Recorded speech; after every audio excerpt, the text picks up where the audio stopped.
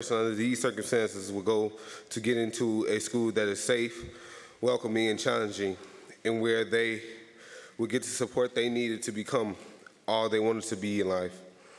My name is Ahkeem Wright. I am a leader with voice, and this is my story. And no, I did not get what I needed. I am fighting for it. I am a junior in Gage Park High School in Chicago. The only way I can describe the educational system that I am in is broken. What I am seeing is teachers that have been abused by the system, which are drawing out good teachers and forcing them to teach to the next test. What I am seeing is students that are not motivated. They really don't want to be in school because they are not being challenged and what they are learning is not relevant. What I am seeing is zero tolerance policies that are hurting students. For example, I saw 5 of my peers that were all friends get arrested just for play fighting in front of the school. And also one of my peer leaders in voice got a 6-day suspension just for arguing with someone.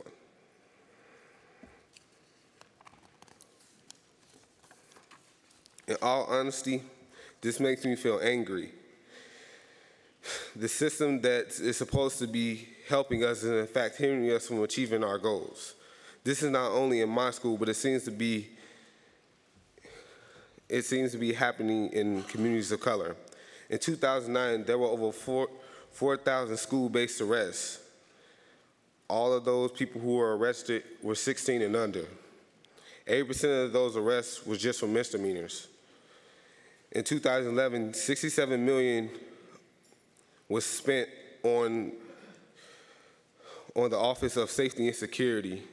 They also allotted just $3.5 million towards college and career coaches, $51.4 million towards school-based security guards.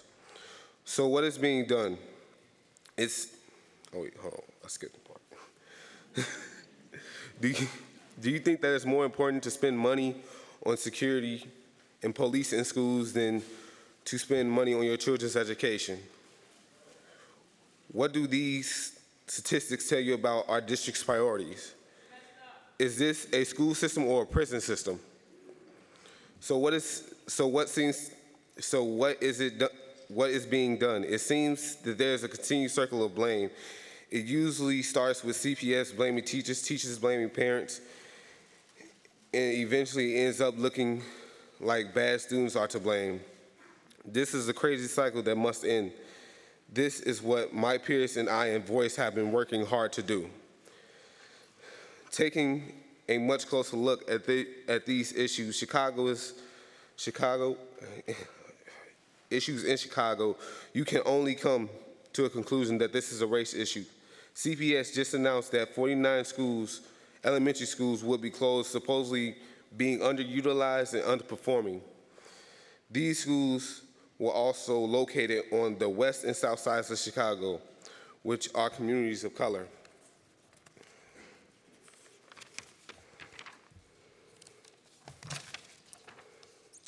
School districts should include students a part of the decision-making process.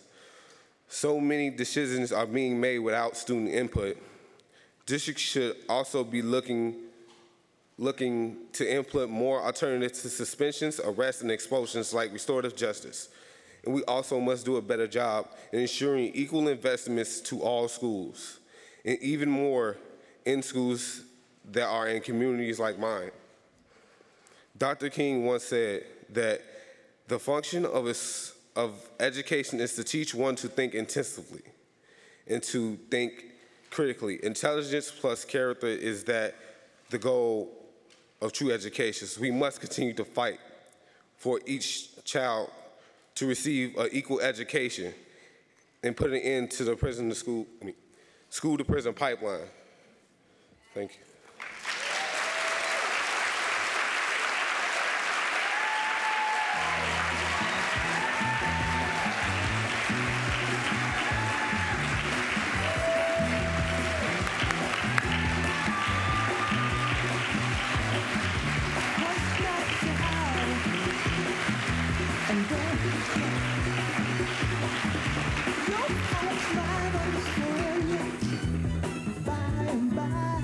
so much, Ahkeem, for sharing your story with us and reminding us why we're here, and for holding us accountable for the fact that we can do better. Next, I'd like to introduce Dr. Phil Goff. Dr. Goff is Executive Director of Research for the Consortium for Police Leadership in Equity and Assistant Professor of Social Psychology at UCLA. He's been recognized as the leader in psychological research on race, gender, and policing, and his research is the first to predict racial disparities in police stops and the use of force. Dr. Phil Goff. Though you may find complication.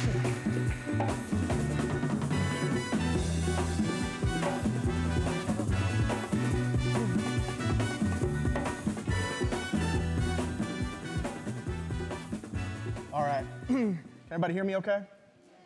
Okay. First, let me honor Ahkeem, you and your voice. It's an honor to go after you. Thank you very much. I couldn't think of a better introduction for the research that I am, about to share with you. Now, a couple things to know. I was asked, thanks, Ahkeem. I was asked to come here and talk to you about what the mind sciences have to say about racial bias and the school-to-prison pipeline. Okay, so we're going to be talking about race. All right, just getting you prepped for that. The other thing to know, you heard professor in my title, okay, but you will not be tested on this later. Okay? Though I am not in the black church tradition by trade, I am of the black church tradition. That doesn't mean that you need to say amen, though some of you may feel so moved. But it does mean that I'm used to call and response, just to let me know that you're with me. So are you with me? Okay. So to get started on how can we understand the contemporary problem of race, okay, and racial bias, we got to start with fundamental question: what causes discrimination? We all have our theories about it, but the theories have tended to be kind of one thing: bad people cause discrimination. Right? And the color of the devil may change depending on who you are. Okay, but bad people cause discrimination. I got a lovely echo going on right now, so I feel even more important than I am. The problem is this doesn't fit with the data, and I'm a data guy. Right? That theory that bad people cause discrimination doesn't fit with the data because things have changed. And here's what I mean. This is from something called the Princeton Trilogy. Okay, I'm a Harvard man, so I assume it's the Princeton Trilogy because folks from Princeton can't count past 3. But this is from 1933 to 2000. These are whites' endorsement of negative stereotypes about blacks. Okay? So first, it's not really cool to be going to Princeton in 1933, right? By the way, then the last couple are national samples. So this is a representative sample. But the things are actually getting better. This is not just that people have learned how to say the right things. This is actual evidence that things are getting better. Okay. The problem is the things also haven't gotten better. So what I'm showing you here is inequality, not bias. All right, these are ratios. And what we see here, if black children were as likely to die in infancy as white children, these bars here would be, you can't see the laser pointer, but the bars here would be at 1. So what we see is not only are the bars not at 1, but they're going up over time for infant mortality, unemployment, and poverty. So how do we make sense of that? How do we come to understand declining prejudice and persistent or increasing inequality? Okay? Well, for most folks, we've had kind of a hearts and minds approach. We believe that bad people cause bad things, so we call that racism with racists. It's the normal thing that we think about. So what would we call it if you can have racial discrimination absent racist actors? What word would we have for that? What language would we have for that? Do we have a language for racism without racists? Okay? So I'll tell you, the dirty little secret of social psychologists, of mind scientists, is we've known that bigotry was not the whole story for a really, really long time. Okay? Since the late 1920s, in fact. I'll tell you this, attitudes predict about 10% of behaviors. Let me say that again, because I don't know that y'all heard me. Attitudes predict about 10% of behaviors. Okay? I say this another way when I'm teaching. Liars don't lie all the time. Okay? You call someone a liar because they lie about the important things when it counts. But if liars lied all the time, we just call them opposite tellers. Okay? They'd be the most truthful people that you knew. Attitudes predict about 10% of behavior at best. So we're still looking for the other 90%. So I want to talk to you about some of our search for that 90% of the rest of the behavior predictors, all right? By providing you a new language, right, that explains how we get this increasing inequality despite declining prejudice. I'm going to test some of that language on you, and the language is going to look like this. I'm going to talk about something I'm calling identity traps. All right, I'll explain that in a second, but that's really the language. Two different kinds of traps, fast traps and slow traps. I'm going to talk about the ecology within which those traps occur, and then I'll wrap up. Okay? And I want to make sure that there's time for questions, because no one has ever complained that a talk was too short. All right. So what do I mean by identity traps? This is a label that I've got for contemporary biases. It means basically that there's these human psychological universals. Human beings are a certain way, right? Universally. And sometimes the way that we are just as humans ends badly. Again, there's two types I want to talk about, fast and slow. So what do I mean by fast traps? These tend to be automatic, okay? They're uncontrolled, they're hard to prevent. Not thinking tends to bring them about. And when I talk about implicit bias, have folks heard that term before, implicit bias, other than in the line to the talk? Yeah, a couple folks? People raising their hands tentatively, yeah, I think I know. Don't worry, I'm not going to call on you, it's fine. Implicit bias is a kind of fast trap. So let me give you an example of this. Will you guys come with me and just say back to me the first word that comes to mind as I ask you a question? Can you do that with me? Okay. What kind of music do Peter, Paul, and Mary play? Okay. What's the wire in the center of a wheel? Okay. What comes out of the end of a cigarette? Okay. What does a comedian make that makes you laugh? Okay. If you've got no money, you are.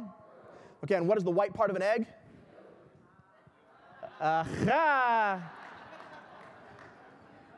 Thank you. I'll be here all week. Make sure to tip your waitresses. All right. What is the white part of an egg? Right. It's the white part of the egg. It's a little trick question. I like to do that with my class. It's in the question. Okay. So you all are not stupid. This is a room full of very intelligent, motivated people. You're clearly engaged, at least so far. I haven't put you to sleep, despite the fact that you just ate. Well done. Okay. So why is it that most folks get this wrong? Well, our brains are constantly having to make shortcuts to keep us alive. If you had to think about your commute to work every day, you would never get there. This is a good and healthy thing. So your brain is sitting here, okay, we got a set of things that rhyme with folk. And the question came in and said, egg. And your brain said, ooh, I know. Because your brain is the kid in the back of the class that always wants to answer the question. So your brain said, it rhymes with folk, goes with egg, it's yolk. And when you weren't thinking and you didn't have time to process, that's what you said out loud, en masse. And that's not racism. Is anybody confused about whether or not that's racism? You are not yokists, okay? That's not what's going on, okay? The problem comes when instead of doing this with things that rhyme with folk, we have things that we associate with other folks. All right, so let me give you one more, okay? Can we read this out loud? What does this say? Paris in the spring, right? Now, it's the spring. Okay, now everybody has somebody at their table that's like, oh, how did I miss? And the reason is your brains are saying, there's no reason for the extra the, right? So it's just processing it. It's just reading through it. These are shortcuts that our brains take. This doesn't make you a the-ist, right? It doesn't make you a Paris-ist. Clearly doesn't make you a racist. But when we think of women as a group, right, the set of social representations we have, they become emotional, just quickly. When I'm doing it like that. We think of black folks, we think of crime, they become criminals. We think of queer-identified folks, they become predators. Mexicans become illegals. And those kids become animals, and I'll talk to you about that a little bit more as we move through. All right, so let me tell you about slow traps. Let me explain to you what a slow trap is. All right, they're conscious, they tend to be self-directed, and they're ruminative. They're negotiated over time. They're self-threats. And what happens is they're traps too, they're human universals, and they take up all of our cognitive energy so that we can't end up thinking. I'll give you an example. Right, I'm sure this has never happened to anybody in the room. It's certainly never happened to me, but you're walking with your significant other, you see someone of your preferred gender walking along, you get caught looking at that person, turn back to your significant other who then asks, oh, would you like it if I looked more like that? To which the appropriate response is, of course, what ha-ba-ha, ha-ba-ha, ha-ha, ha-ba-ha, ha-ha-ba-ha, the ha-ba-ha. Why are you walking away? Right. Because what you want to say is, I'm a good and loyal partner. But that was not the question that they asked. And so while you are looking for an answer that includes that, right, your brain is so caught up in the moment and you're like, I haven't answered the question in like 5 seconds and she's looking really, really mad at me right now. What am I going to do? Okay? It takes up all your cognitive energy. All right? So that's a funny one, at least it is now while it's not happening to anybody. But there are less funny ones. In classrooms, I'm smart enough, right? Right? For our police officers, which I'll show you about in just a second, I'm man enough, right? I'm not racist, right? These types of questions, they're universal human problems. They're universal human psychological universals, okay? And they take up cognitive resources, and they make us bad at the thing that we're doing, okay? So I'm a scientist. I'm going to show you a little bit of science, all right? Don't be scared. First, I want to show you something about fast traps. I'm going to show you a couple studies on fast traps, okay? And we're going to start, and I see that I'm being recorded, so that's cool, but in a little bit I'm going to have to tell you to turn that off. I'm going to start with some things that allegedly were audio-taped correspondences between Dispatch and a Southern California law enforcement agency, which will become apparent which one as we go through. So we're just going to read them out loud together. Evidence of break-in and sexual assault, suspect likely gorilla in the mist. Gorilla in the mist in Simi Valley, any 911 calls. Gorilla in the mist, West Hollywood, stopped on suspicion. NHI suspected still in the vicinity, subdued with extreme prejudice. NHI altercation, negative on engaging. Let's see if there's a body count. Victim found, DOA, NHI, body is cold. Suspect died in altercation, NHI. Many of you are furrowing your brows. What the heck is this? I know it's bad. I don't know what he just said. Well, to understand this, you need to understand two euphemisms. One is gorilla in the mist, which was kind of a code for a young black man in a majority white neighborhood. And let that sink in. Second one was just NHI, which is both a euphemism and an acronym. It's a euphemism for black people anywhere, and it's an acronym for no human involved. Okay? Now this is old-fashioned racism. It just is. It's a particular kind of racism called dehumanization. Okay? And when someone's not a human, you can do all kinds of things to them that you can't if they are. Okay, this is what Tommy Lott, the philosopher, calls the Negro Ate Metaphor. Again, what you can do to animals. Well, someone who kills an animal is not a nice person, but they're not a murderer. Okay, they're not a murderer. So let me show you some of the stuff that we've done having to do with these fast traps. Got 123 undergraduates from a university, right? We asked them to talk about kids and just asked them, how innocent are these kids? Okay? So how much do 0 to 4, 5 to 9, so forth, need protection? How much can they care for themselves? How innocent are they? Okay? So all I'm going to show you is these are the kids throughout the ages. It sucks that my laser pointer is not working. No race, white, or black kids. These are college undergraduates. Right? This is a self-described liberal group. All right? So just kids with no race specified. Turns out, for all of you who didn't know, you lose your innocence throughout your childhood. All right? Heads up. Again, we just said how innocent are children? That's what we find. Now, when we modify that, how innocent are white children? Turns out white children and children pretty much the same. Okay. How about black children? Okay. The good news is that black infants are still innocent. Hooray for that. No one believes they're coming out with do-rags and gats. That is not the mental representation of black infants. But around the age of 10, right, we start thinking of them as, if you look, exactly the next age group older. Which means from 10 to 13, they're almost seen as adults. Okay. Now, how is that a fast trap? Well, let me take you one step further. In this next one, my research center does work with undergraduates, who we can control and do all kinds of crazy things to, and then with police officers that we can kind of a little bit control and do crazy things with. So we did a similar kind of study with police officers, okay? They did an IAT that's a kind of implicit bias test. It's how quickly, this one is how quickly you associate blacks with apes, okay? They did other kinds of tests, including I don't like black people. That's an explicit bias test. And they just answered, how old does this particular kid look? When the kid was either black or white, was either suspected of a misdemeanor or a felony. Okay, so they're seeing either black or white kids suspected of misdemeanors or felonies, and just how old does the kid look? Okay, let me give you an example. Don't say it out loud. How old does this kid look? In your head, just in your head, just in your head. Right, in your head. Okay, and we got a bunch of educators here. Don't make me put your heads on your desk. Okay, in your head, how old does the kid look? All right, in your head, how old does the kid look? Okay, so what we have is we have officers looking at one face or the other and just saying, how old does the kid look when the kid is suspected of either a misdemeanor or a felony? Okay, all I'm going to show you here are misdemeanors and felonies for white children and black children. These are all kids under the age of 18. Now, for white children, what's happening is they're suspected of a felony. It's an age-appropriate felony, but they're suspected of a felony, and they say, well, he looks too young to do that. So they're underestimating the age. That's not what happens with black kids. Now, it's normally impolite for researchers to point this kind of thing out, but I want you to take a look. The black felony, that's 4.5 years. That means that this kid, who's 13, who's white, is a child. And this kid who's 13, who's black, is an adult, and we know what happens there. All right. But again, how does it have to do with fast traps?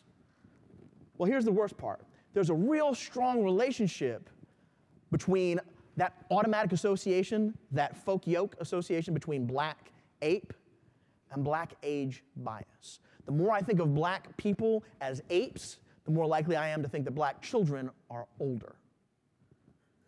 Okay, now that's a nifty little science trick in a laboratory. What about in the world? So we had access to these officers' use of force histories. I mean, use of force is the nice way for beating people up, right?